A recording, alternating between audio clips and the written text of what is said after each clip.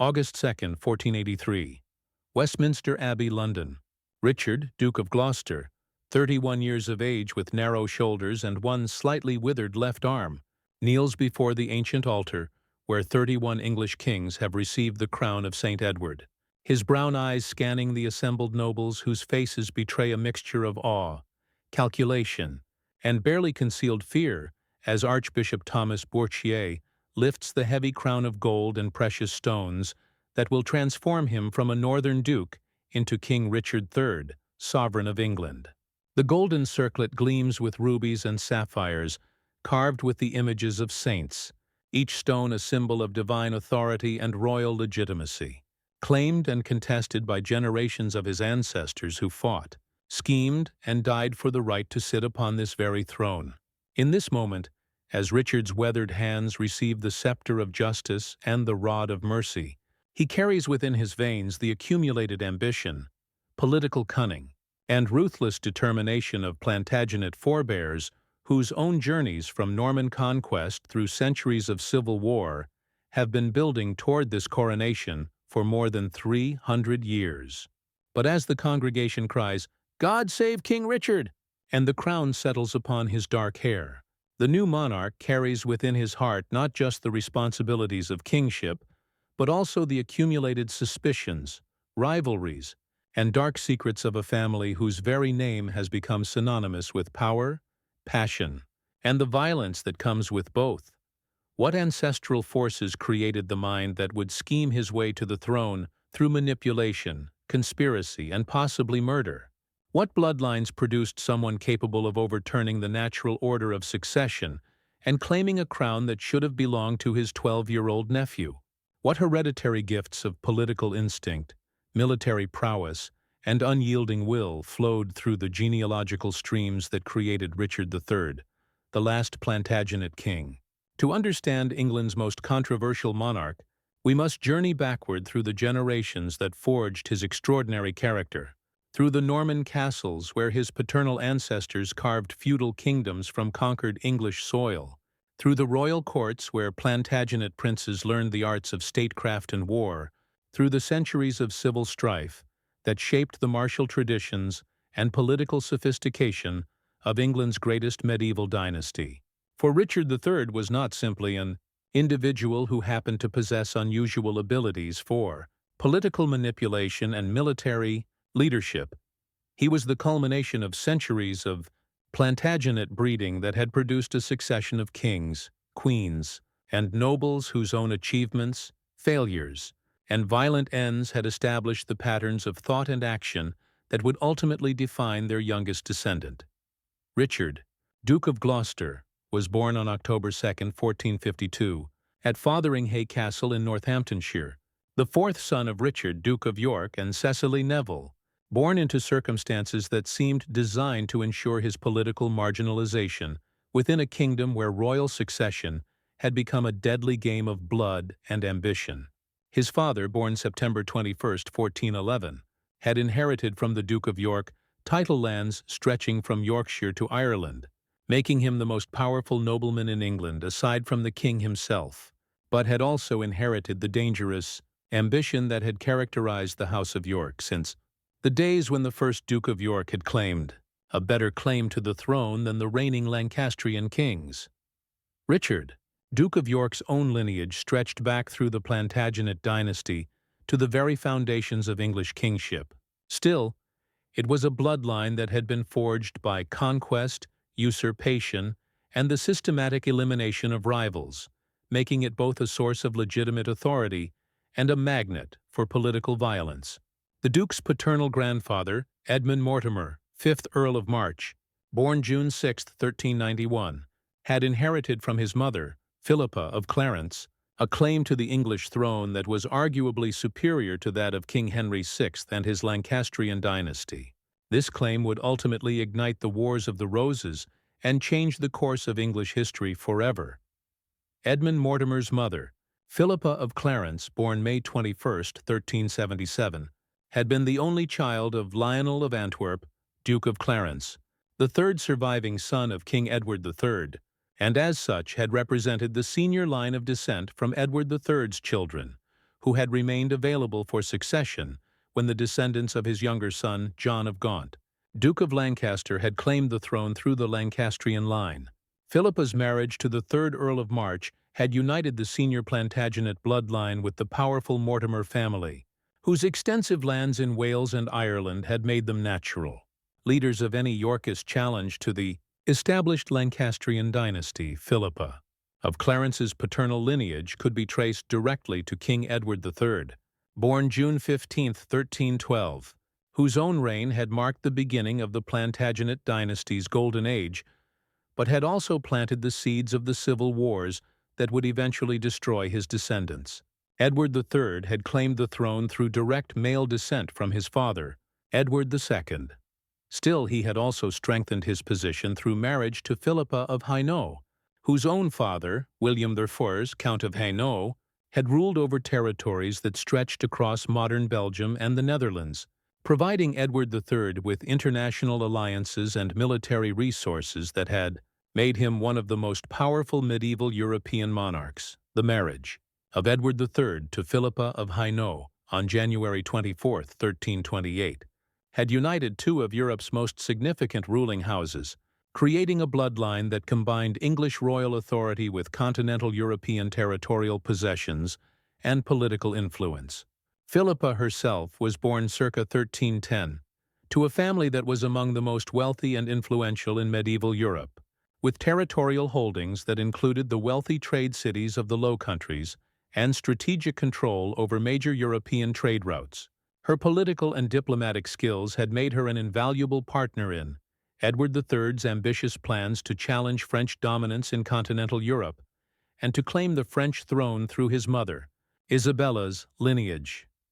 The children of Edward III and Philippa of Hainaut, including Lionel of Antwerp, John of Gaunt, and Edmund of Langley, had been among the most talented and ambitious members of their generation.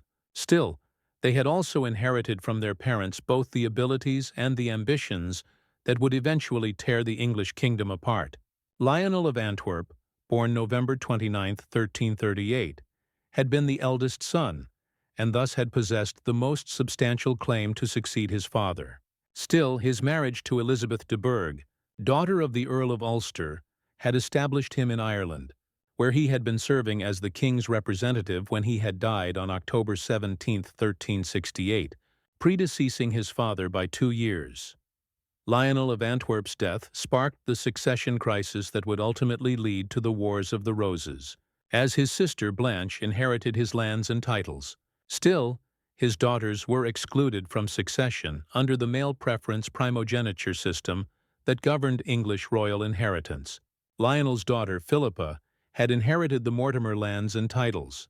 Still, when she had married Edmund Mortimer, the 3rd Earl of March, their children held claims to the throne that were theoretically superior to those of John of Gaunt's Lancastrian descendants, laying the foundation for the Yorkist challenge to Lancastrian rule. John of Gaunt, Duke of Lancaster, born March 6, 1340, was Edward III's 4th son. Still, his marriage to Blanche of Lancaster had brought him control of the Duchy of Lancaster and enormous territorial holdings in northern England, while his marriage to Catherine Swynford had produced children who were legitimized after Catherine's first husband's death.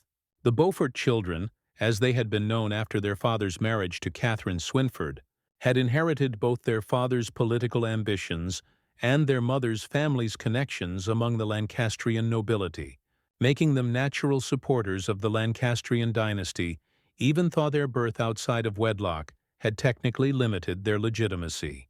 The succession dispute that had emerged after Edward III's death on June 21, 1377, had been complicated by the exclusion of Lionel of Antwerp's female descendants and the questionable legitimacy of the Beaufort children, leading to the ascension of Richard II, John of Gaunt's eldest son, at the age of 10. Richard II's reign had been marked by political instability and growing opposition from the nobility, particularly as his attempts to assert royal authority had conflicted with traditional, noble privileges and as his expenditure on favorites and continental adventures had strained the kingdom's resources. The deposition of Richard II by his cousin Henry Bolingbroke on September 30, 1399, had established the Lancastrian dynasty under Henry IV, John of Gaunt's eldest legitimate son, but had also demonstrated that royal succession in England could be altered through military force and political manipulation. Henry IV's reign had been plagued by rebellions and conspiracies, as his own claim to the throne was challenged by other Plantagenet branches, particularly the Mortimers, who held a theoretically superior claim through Lionel of Antwerp's line. The Earl of March, as Edmund Mortimer had been known, had been a minor when Henry IV had seized the throne. Still, his future marriage to Philippa of Clarence would eventually bring together the Yorkist and Mortimer claims, ultimately challenging Lancastrian supremacy. Henry's victory at Agincourt on October 25, 1415, and his subsequent conquest of Normandy had brought England to the height of its continental power. Still, Henry VI's inheritance of the throne at the age of 9 months had created the conditions for the political crisis that would ultimately destroy the Lancastrian dynasty. Henry VI's weak personality, his lack of military prowess, and his tendency to delegate authority to factional advisors had made him an ineffective ruler.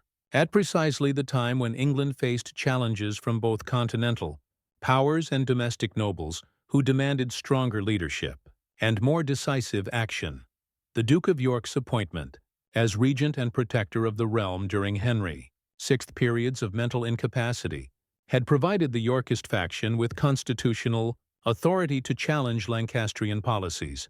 Still, it had also made Richard Plantagenet, Duke of York, the natural target of Lancastrian hostility when Henry VI had recovered from his bouts of mental illness. The military disasters in France during the 1440s and 1450s, particularly the loss of Normandy and Gascony, had undermined popular support for the Lancastrian government and had provided the Yorkist faction with opportunities to criticize Lancastrian leadership and to argue that a change of dynasty was necessary to save the kingdom from foreign conquest and domestic decay. The First Battle of St. Albans on May 22, 1455, had marked the beginning of the armed conflicts between Yorkist and Lancastrian factions that would eventually be known as the Wars of the Roses, as Yorkist forces under the Duke of York had defeated and killed the Lancastrian leaders who had been responsible for the kingdom's military failures and political corruption. The battle was followed by Yorkist control of the government and the apparent triumph of the Yorkist cause. Still, the complex nature of English medieval politics and the irreconcilable differences between the two factions had ensured that the conflict would continue despite temporary truces and political compromises. Richard, Duke of York, had been killed at the Battle of Wakefield on December 30, 1460, during one of the most dramatic phases of the Civil War. Still, his death had not destroyed the Yorkist cause but had instead elevated it to a new level of fervor and determination. His eldest son, Edward, Earl of March, who would become King Edward IV, had inherited both his father's titles and claims, and his mother's Neville family's extensive connections among northern English nobility, making him a formidable leader of the Yorkist faction despite his youth and relative inexperience in battle. The marriage of Richard, Duke of York, to Cecily Neville in 1429 had united the senior Yorkist line with one of the most powerful noble families in England, creating a factional alliance that would prove crucial to the Yorkist cause during the Wars of the Roses. Cecily Neville, known as the Rose of Raby, was born on May 3, 1415, to the powerful Earl and Countess of Westmoreland, whose family's influence stretched across northern England and into the Scottish borders, where the Nevilles had maintained extensive feudal connections and military resources. Her marriage to Richard Plantagenet had brought the Yorkist faction not just her family's noble connections, but also her personal qualities of political acumen, social sophistication, and unwavering commitment to the cause that she and her husband had espoused. The children born to Richard and Cecily Neville had inherited not just their parents' political connections and material resources, but also their complex psychological inheritance of ambition, determination, and the willingness to use violence to achieve their goals. Edward, Earl of March, born April 28, 1442, had demonstrated exceptional military abilities and political skills despite his youth, while his brothers George, Duke of Clarence, and Richard, Duke of Gloucester, had possessed different but equally essential qualities that would prove crucial to the Yorkist cause. George, born March 21, 1449, had been charming and ambitious, but had also been prone to political instability and personal betrayal, while Richard, the youngest son, had inherited his mother's intelligence and his father's determination, but had also possessed a more pragmatic and calculating approach to political problems that would make him an invaluable asset to his brother's royal ambitions. Richard's earliest years had been spent in the shadow of his family's political struggles, with the constant threat of Lancastrian retaliation and the necessity of maintaining military readiness and political alliances in hostile territory. His education was conducted under the supervision of experts hired by his mother, Cecily, who was determined to provide her children with the classical education and practical skills necessary for leadership in medieval politics and warfare. Richard had learned Latin, French, and the principles of military strategy. Still, he had also been trained in the arts of statecraft, diplomacy, and the management of household resources, all essential for maintaining noble status and political influence. The Yorkist victory at the Battle of Towton on March 29, 1461, had established Edward IV as King of England, and had provided Richard with opportunities to distinguish himself through military service and political loyalty. His actions during the campaign, culminating in Towton, had demonstrated his courage in battle and his tactical intelligence, but they had also revealed the ruthless efficiency that would characterize his approach to military and political problems throughout his adult life. Richard had participated in the pursuit of the defeated Lancastrian forces with a determination to eliminate potential threats to the New Yorkist regime, earning a reputation for thoroughness in the application of military justice and political retribution. Edward IV's marriage to Elizabeth. Woodville in 1464 had created new political dynamics within the Yorkist faction, as the Woodville family had rapidly expanded its influence at court and had sought to establish its own network of political alliances and marriage connections. Richard had initially maintained good relations with his brother's queen and her family. Still, the growing influence of the Woodvilles had gradually created tensions and rivalries that would ultimately contribute to the breakdown of Yorkist unity and the resurgence of Lancastrian opposition to Yorkist rule. Richard's marriage to Anne Neville in 1472 had represented both a personal romance and a political alliance, as Anne had been the daughter of Richard Neville, Earl of Warwick, whose military and political support had been crucial to the Yorkist cause during its formative years. Warwick had initially been one of Edward IV's most essential supporters. Still, his disappointment with the rewards he had received for his services and his opposition to Edward's marriage to Elizabeth, Woodville had led him to abandon the Yorkist cause and to support the Lancastrian restoration under Henry VI. The marriage of Richard to Anne Neville had thus brought into the Yorkist faction the support of Warwick's extensive northern connections. It had also provided Richard with a personally satisfying relationship with a woman who shared his intellectual interests and political ambitions. The death of Edward IV on April 9, 1483, sparked a succession crisis that would ultimately bring Richard to the throne through circumstances that remain controversial among historians for more than 5 centuries. Edward's eldest son, Edward V, aged 12, had possessed the most substantial legal claim to the throne. Still, his youth and inexperience had made him vulnerable to the political manipulations of his uncle Richard, who had argued that Edward V and his younger brother Richard were illegitimate because Edward IV's alleged bigamous marriage to Eleanor Butler preceded his marriage to Elizabeth Woodville. Richard had also argued that his own claim through the always Yorkist line was superior to that of the Woodville-sponsored Edward V, and that his appointment as protector was necessary to defend the kingdom against the machinations of the Woodville faction. The mysterious disappearance of the princes in the Tower during the summer of 1483, following Richard's assumption of the throne and his coronation on July 6, 1483, had provided the basis for charges of murder and usurpation that have continued to echo through English history and literature.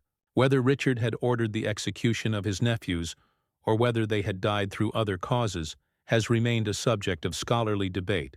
Still, the political necessity of eliminating the boys' claims to the throne had provided Richard with strong motives for their removal from the scene, regardless of the specific methods that might have been employed.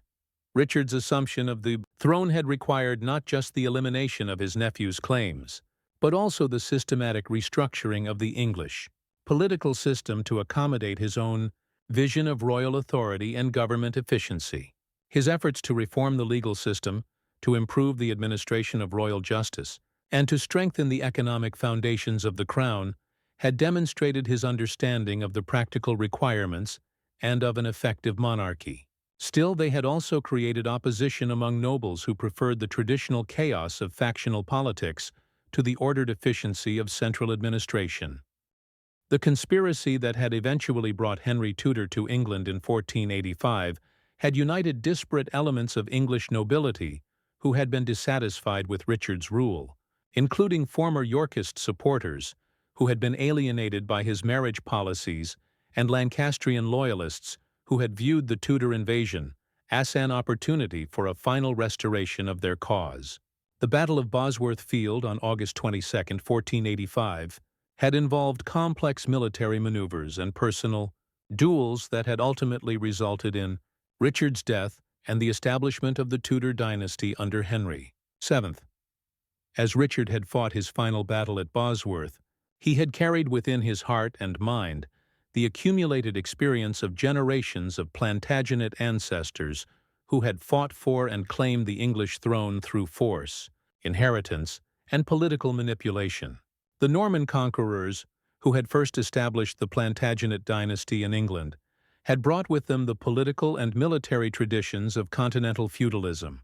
At the same time, the Plantagenet kings who had followed had adapted those traditions to English conditions and had created the constitutional framework for the relationship between crown and nobility that had defined English politics for centuries. The Angevin Empire, created by Henry II and his successors, had stretched from Scotland to the Pyrenees.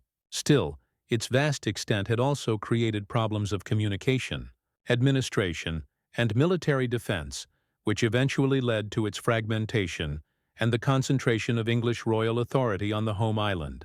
The Magna Carta, signed by King John in 1215, had established principles of noble resistance to royal authority that successive generations of English nobles would invoke. Still, it had also created the legal framework for the gradual development of a constitutional monarchy and the rule of law that would characterize English political development.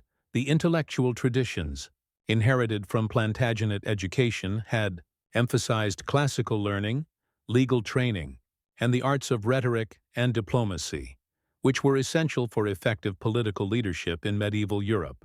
Richard's own education had included instruction in the works of classical authors, the principles of canon and civil law, and the techniques of statecraft that had been developed by generations of royal administrators and legal scholars. This intellectual heritage had provided him with the tools necessary to address the complex political and military challenges he had confronted him throughout his adult life. Still, it had also created expectations about royal behavior and policy that were difficult to fulfill under the conditions of civil war and political instability that had characterized the latter years of the Wars of the Roses. The military traditions inherited from his Plantagenet ancestors had emphasized the importance of personal leadership, strategic planning, and the integration of cavalry, infantry, and artillery forces, which characterized medieval European warfare. Richard's own military career had demonstrated his mastery of these traditional techniques. Still, his campaigns had also revealed his willingness to employ innovative tactics and to adapt traditional methods to new conditions and technologies.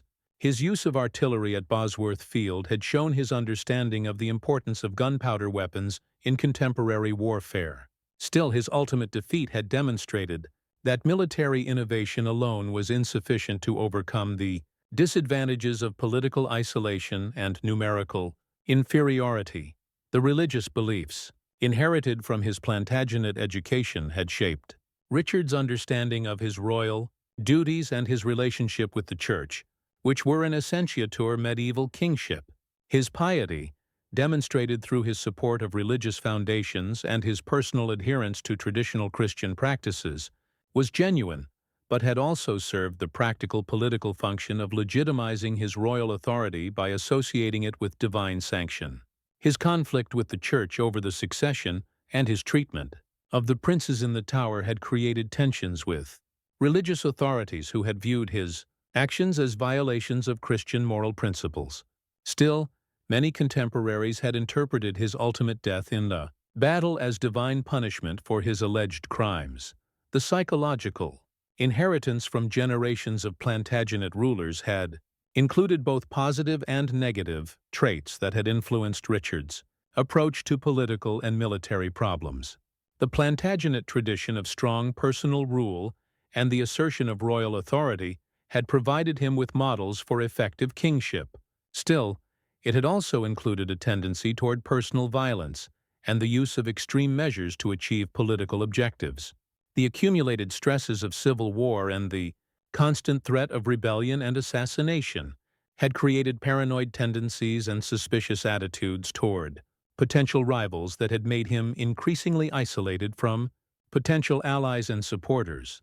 The Plantagenet tradition of territorial expansion and international diplomacy had shaped Richard's understanding of England's role in European politics and his efforts to strengthen the kingdom's position against foreign threats. His maintenance of existing territorial possessions and his efforts to negotiate favorable diplomatic arrangements with Scotland and the continental powers had demonstrated his understanding of the importance of international relations to domestic stability. Still, his focus on internal consolidation had sometimes alienated potential continental allies who had preferred a more active English involvement in European affairs. As Richard had faced his final battle at Bosworth Field, he had carried within his mind the accumulated wisdom of all those Plantagenet ancestors who had struggled to maintain the unity and prosperity of the English kingdom. The violent conflicts that had characterized the latter years of his reign had been the direct inheritance of the factional divisions and succession disputes that had torn the Plantagenet dynasty apart for nearly a century. Still, they had also represented the final flowering of a royal tradition that had shaped English political and social development for almost 300 years. The death of Richard III at Bosworth Field on August 22, 1485, had marked not just the end of the Plantagenet dynasty, but also the conclusion of an era in English history that had been characterized by the combination of personal monarchy, feudal obligation, and international ambition that had defined medieval European politics. The Tudor dynasty that succeeded the Plantagenets would create a different form of royal authority based on the systematic use of propaganda, the development of new administrative techniques, and the creation of a national church that would replace the international Catholic monarchy that had characterized the medieval period. The legacy of Richard III and his Plantagenet ancestors would continue to influence English political development long after the Battle of Bosworth, as successive generations would invoke the memory of Plantagenet achievements and failures to justify their own political and military adventures. The army and administrative innovations introduced by Plantagenet kings laid the foundations for the English legal and governmental systems that would survive into the modern period. At the same time, the literary and cultural achievements of the Plantagenet court had created artistic and intellectual traditions that would inspire English writers and artists for centuries to come. The Richard III, who had died defending his crown at Bosworth Field, had been the culmination of centuries of Plantagenet breeding and education. Still, he had also been a product of the specific historical circumstances that had made his reign both necessary and impossible to maintain. The political and military challenges he had confronted were the direct inheritance of the factional divisions and succession disputes that had characterized the later years of the Plantagenet dynasty. Still, his response to those challenges had demonstrated both the strengths and limitations of the personal monarchy that had characterized medieval English government. The judgment of history on Richard III would remain mixed, as his achievements as a reformer and military leader would be weighed against the charges of murder and usurpation that had been brought against him by contemporary opponents and by subsequent generations of English writers and historians. The archaeological discovery of his remains in a Leicester car park in 2012 had provided new evidence about his physical appearance and burial circumstances. Still, it had also reinforced the historical consensus that his death had marked the end of an era in English history and the beginning of the Tudor innovations that would shape the development of the English state system. The coronation of Richard III at Westminster Abbey on August 2, 1483, had been the culmination of centuries of Plantagenet tradition and the beginning of the final chapter in the history of English medieval monarchy. In receiving the crown of St. Edward from the hands of the Archbishop of Canterbury, Richard had not just claimed personal authority over the English kingdom. Still, he had also inherited the accumulated achievements and failures of 30 generations of Plantagenet ancestors who had struggled to establish and maintain the political unity and territorial integrity of the English realm.